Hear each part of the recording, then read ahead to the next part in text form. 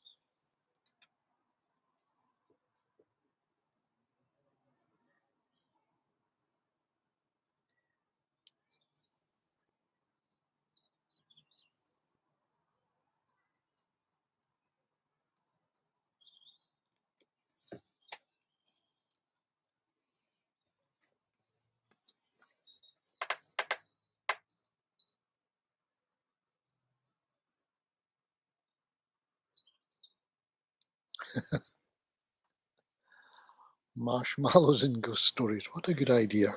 It was a dark, dark, stormy night.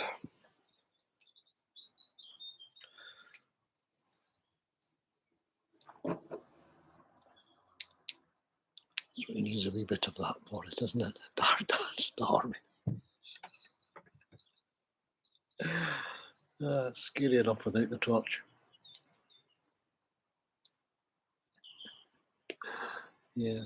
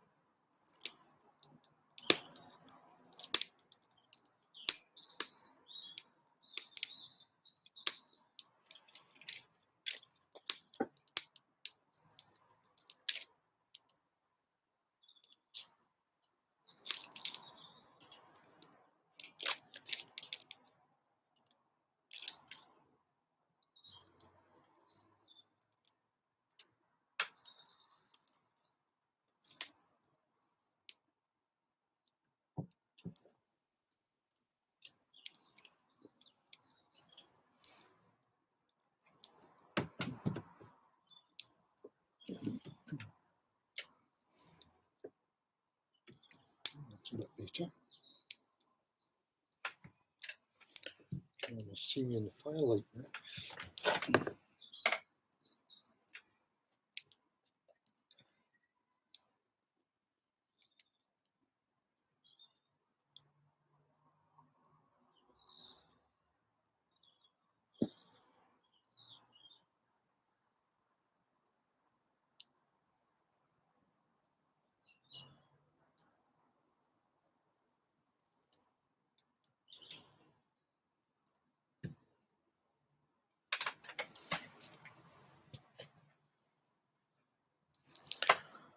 Yep, this kind of thing needs a wee bit extra additional lighting, I think. A few candles or lanterns around.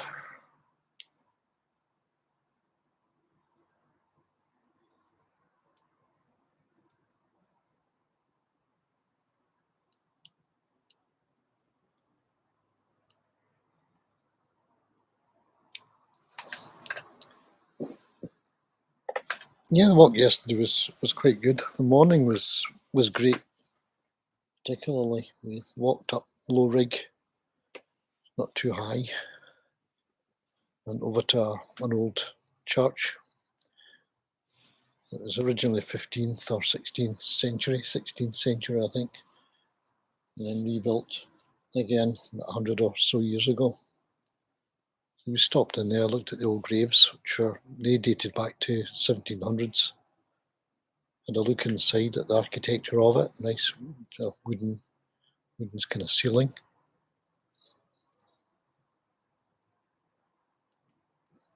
And a part of the kind of altar structure that was there, it was Church of England. The altar structure was by some famous architect guy, and it had been moved from another church somewhere else in England, north of England.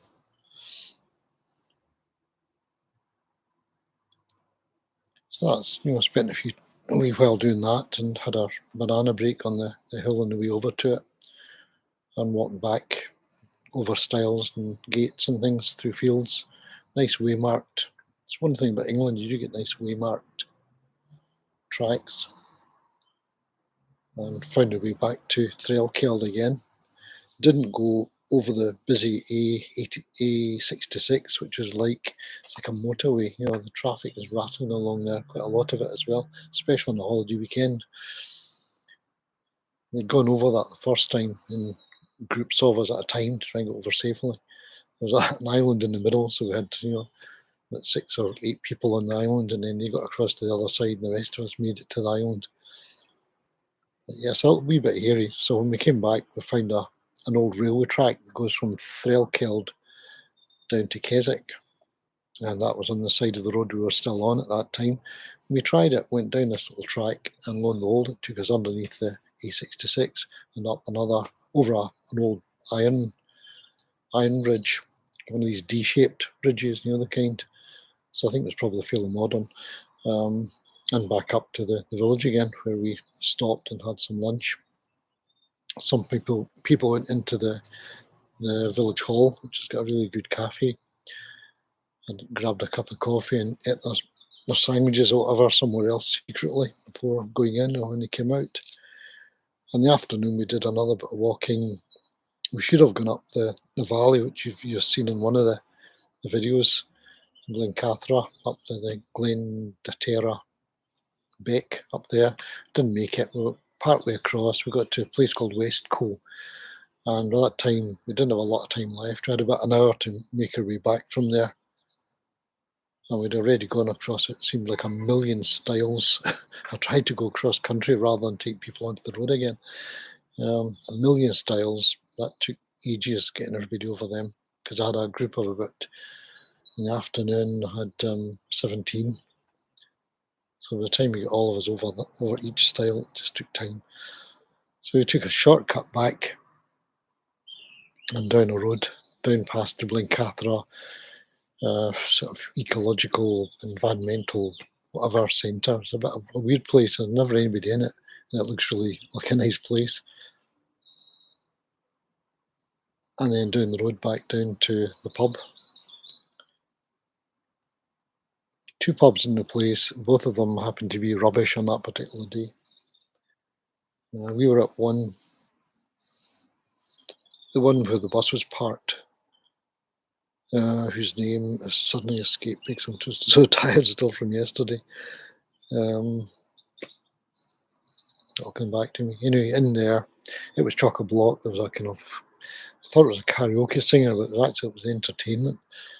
So the girl was making a lot of noise. The background music was making the place bouncing. It was no good for me at all. So I just went straight out, headed up to the other pub just the other side of the road, a few yards up the lane. And unless you had a booking, there was no way I was getting in there. There was I think a party of 100 or so had booked some of it for post-wedding stuff. So I was stuffed. So I went back to the bus, made myself a cup of coffee on the bus, chatted to one or two others who were just sitting on, until one of the ladies from the low walk came back to the bus and said, "Oh, that noise has stopped, and come and have have a drink. I want to get you a pint of Guinness. So I headed off back to the place. I don't know if she lied through her teeth or the lady had stopped for a bit. But when we went in, she was singing again. The place was booming. But yeah, I had my Guinness, and yeah, that was fine. Everything seems better after you've had a pint of Guinness or so. And then back up the road again. Stopped at Abingdon Services for a pee, and then back in the bus again. We're home for about 9:15 or something like that. And then I headed up the road to have something to eat. I had some pies in the fridge, pork pies in the fridge at home, so I brought them up to Nursing and joined Susan where she was babysitting. I just snuck in very quietly because I could hear her reading stories upstairs. And yeah, that was it. So we finally got back. I think I got to bed probably nearer 1 o'clock than anything else. I was absolutely beaten by that time. Didn't wake up till about 9, but I'm still fairly tired, so I'll go to bed fairly sharp tonight, unless I get hooked on editing stuff or some of that kind of nonsense. Yeah, I guess does take the edge of a lot. Yeah, pub singers. Yeah. The way they held up, just looking at your messages now.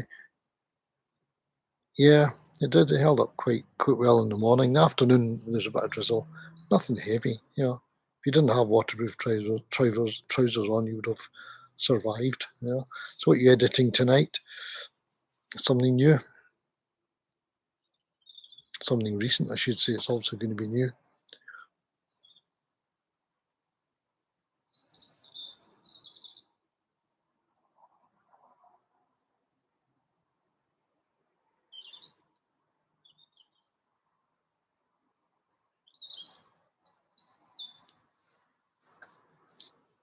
I find once I start looking at stuff that I've got on a card and download it into the program, it's so tempting just to carry on, editing it and finding some music and making sense of it. And suddenly you find an hour or so's gone.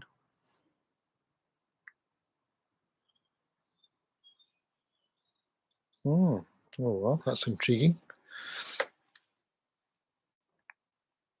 Yeah, it's a bit of history. It's good. Yeah. I'm thinking of doing more, as I said to you before, more live streaming from outdoors wherever I visit. Somebody had suggested that they had seen live streaming where somebody, maybe it was you said it, where the people looking in, you allowed them to make the choices, which way to go, what to look at next, that kind of thing. Seems like an interesting idea. It really gets people participating. Outside of Stirling is all you can say. Oh, yeah. I'm thinking Bannockburn Museum, three-dimensional stuff, virtual battles, that kind of thing, maybe. Maybe. Don't tell me. Find out when it happens.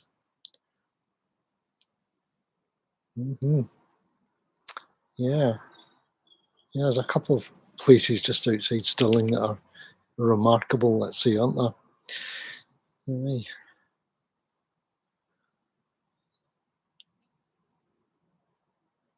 Oh, yeah. Go for it.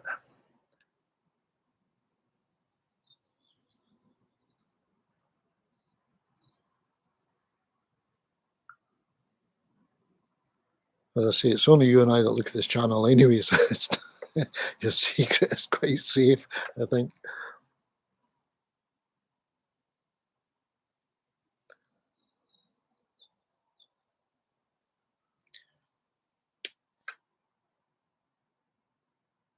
Yeah, I got myself a new. Whoa, well done.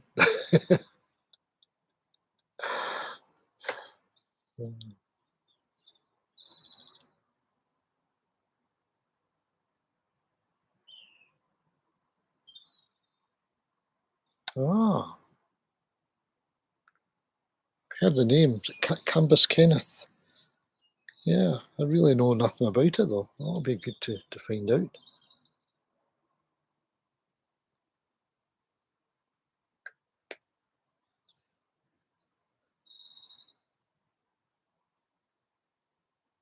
That'll be interesting.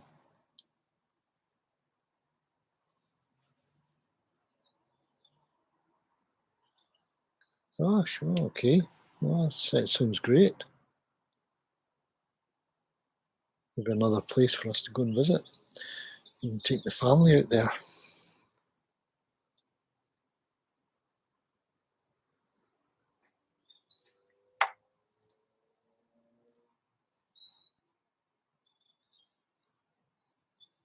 Well, I think, I'm just going to check. I've got a feeling that was being called for dinner, but yeah, it's not yet. I think the rice is on. Yeah, that'll be good to see. So when will it be ready? Tomorrow?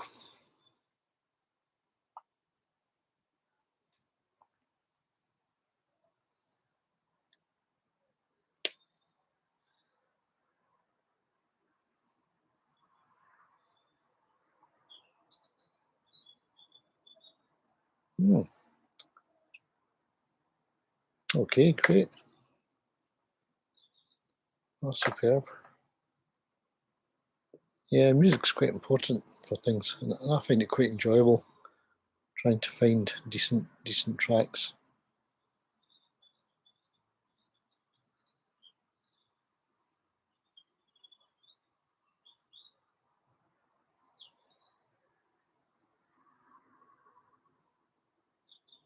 Mhm. Present, I'm researching how to get better sound from live streaming if I do go to these places. Yeah, that's right. Yeah, sometimes people just stick music on, and you feel they haven't given it an awful lot of thought at all.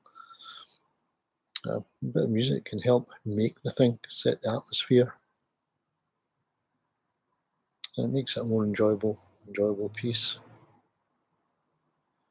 Yeah, that's good. It just depends on your luck with the signal, but the noise has been an issue. There's a whole lot of inbuilt mics on the iPhone.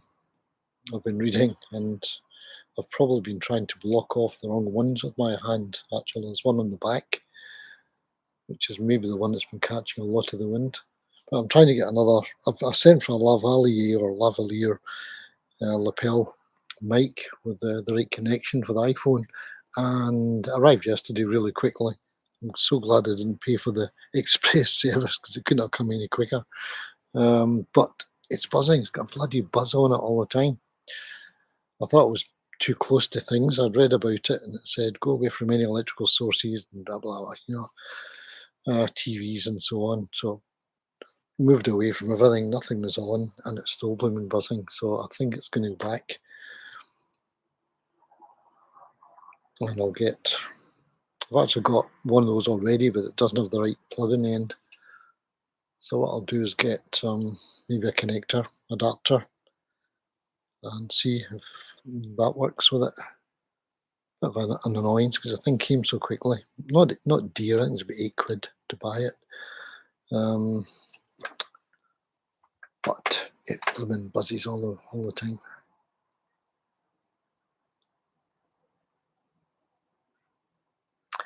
Yeah, the iPhone with the aye, that's a good thought. No, the one I've got is wired. I thought it would save charging up things, this kind of thing, and losing things. Just plug it in when I need it. Because I've almost lost my other, the one for the Osmo, a couple of times. It's very very losable. But yeah, you're right. Yeah, that's what